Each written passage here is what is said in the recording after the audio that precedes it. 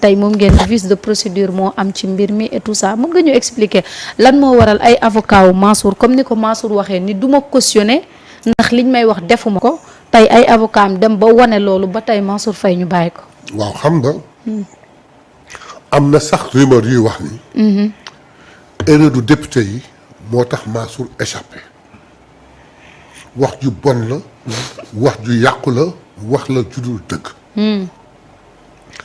Mansour Faye rapport moo ko épinglé sur le fait des 1000 milliards ñu jiñ ko surfacturation.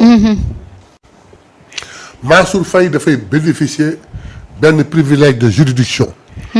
pour ñu déggul tubaab mooy nañuy juger commun bi kenn du ko juger moom dafa am fu mu ko mën a jaarale. haute cour de justice kese moo ko mën topp. haute cour de justice bala mu koy mën a topp faw ñun député yi ñu def benn mise en accusation. biñ ñu ko indilee wax ñu ko jox ñu ay quelques éléments ñun ñu def ko mise en accusation xam nga loolu mooy lan may nañ leen ngeen yóbbu ko comité d'instruction pour ñu instruire dossier bi.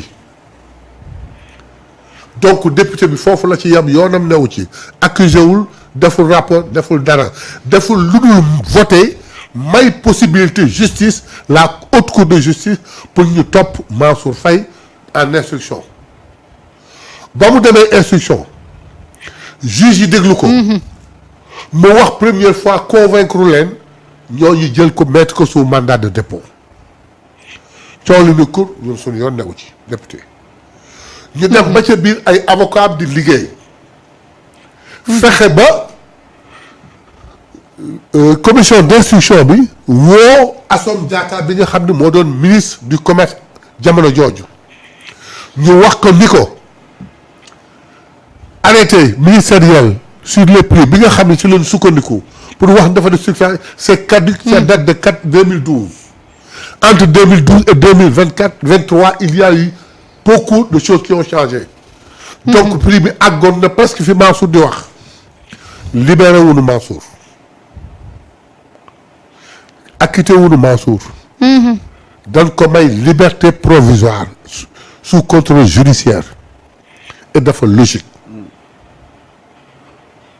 parce que léegi day wan ni kon justice du acharnement bi avocat bi liggéeyee mu am raison bu tax mu ñu atténuer affaire bi bàyyiwuñ ko ñu may ko liberté provisoire mu dem këram. donc problème rek am mais nag ñiy dox di wax naan faute député yi la. député yi amuñu ci lu dul dafa leen nu procédure de mise en accusation pour commission d'instruction bu haute cour de justice mën ko déglu. ñun ñu may leen possibilité boobu. kon yéen du ngeen ci dara. ñun rapport nu exécuté wuñu enquête nu defuñu dara dana leen may simplement possibilité pour commission bi déglu ko ba ko commission d'instruction bi dégloo doy leen dañ ko mettre sous mandat de dépôt ban demee ba gis ay éléments nouveaux ñu may ko liberté provisoire bu fekkee nag war na mën a dem jusqu'au procès à la haute cour de justice avec certains éléments composés de certains éléments de l'Assemblée viendront le juger donc mbir mi noonu la demee. mais doyen procédure de mise en accusation bi yéen mise en accusation bi mu ñëwee xool ngeen ko. xool nañ ko. gisu leen ci benn anomalie. non attendez xam nga. on se fie au rapport qui dit que il a acheté à temps. ok alors que le prix de marché c'était temps. donc surfacturation on dit que si c'est le cas donc il y a surfacturation mais on ne peut pas juger mais laissons la commission d'instruction approfondir les choses. ok. mais léegi dans notre nouveau règlement intérieur. Nous avons dit que même pour lever une immunité parlementaire il faut nous donner des éléments xam nga concrets. Ça nous permet de ñun ñu am ci certitude que kii bu leen ko jébalee ce n'est pas pour nous faire perdre du temps. C'est parce que njort nañu ñu def na bien que je suis contre. parce que su fekkee laaj nañu tous les éléments ñun assemblée nationale jàngat ko luxumboot ko ba pare jébbal ko mooy ñun jugé nañu ñu mooy jugé na donc dañ ñuy yox brosser nu ni à peu près lii ak lii ak lii am war na mën a jaar fii war na mën a dem fii may leen nu ñu approfondir ñu def d'une pierre deux coups. À notre collègue député pour qui on enlève l'immunité parlementaire on lui donne la possibilité d'aller s'expliquer pour leeral boppam génn ci et ñu may benn entité boo xam day ñaan pour def enquête am pour continuer pour juger ñu may ko mu déglu ko loolu lañ ci am. Mais maintenant pour lever immunité comme pour mise en accusation il nous faudra un dossier très solide moo nekk ci nouveau règlement intérieur. moo nekk ci règlement intérieur bu bees bi.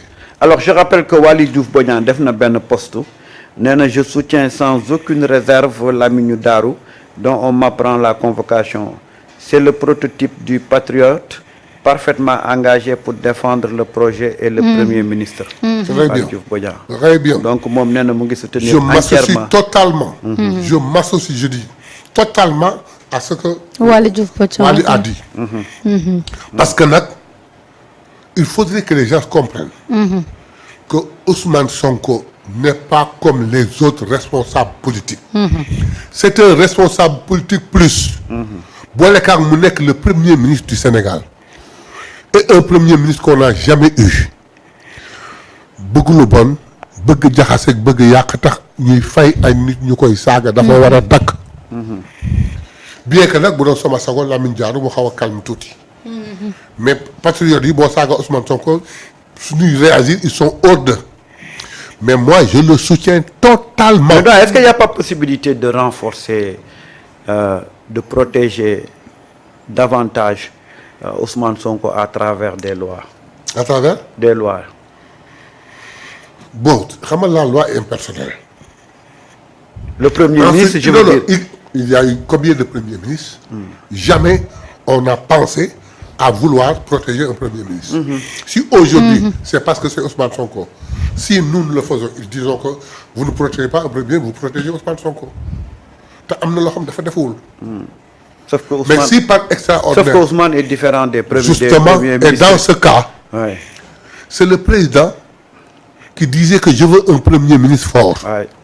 C'est le président qui a confiance totale d'un premier ministre ba dagg àdduna bi jox ko genn wàll mu gérer moom mu gérer genn wàll gi moom moo ñuy yónnee un projet de loi en disant que ni dorénavant waxuma le premier ministre tout ministre en fonction dans le gouvernement boo defatee moom ci lii ñu def la lii.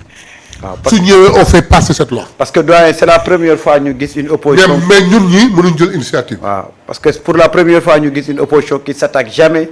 à un président À un de la président. République. Mais justement c'est le président qui doit le protéger. Si le président nous envoie waxuma le premier ministre kese. Ouais. mais tout ministre en action et un premier ministre ku tegati yenn propos yi ci ñoom yoon dal sa kaw. bu ñëwee on le fait passer comme lettre à la poste. Tout à fait. doy na waar de réew moo xam ne du ñu attaqué mukk le président premier ministre bi comme mooy président de la République. waaw parce que xam nga sax parce que pour ñoom li dëgër li metti moom moo leen ko teg. boo leen koy teg. il est à l'origine de tout. te bu ñu defee ne gis nga nag billahi bu ñu yaakaaree ni tëb premier ministre tax na affaire bi réglé. mais